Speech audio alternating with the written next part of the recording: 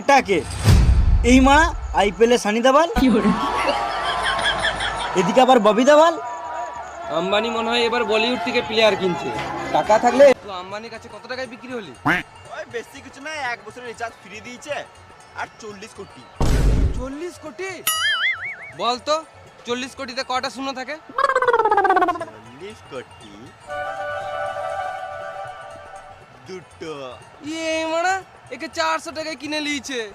बोले जो कोयल बागों में। Thank you. पांड्या তুমি কিছু বলতে চাও? पांडे जी का बेटा हूँ, चुम्मा चुपक के लेता हूँ। 16 বছর থেকে আইপিএল খেলছি, এখন পর্যন্ত একটা আরসিবি কে কাপ জেতাতে পারলাম না। এইবার আরসিবি কাপ পাবেই, সে যাই করে হোক।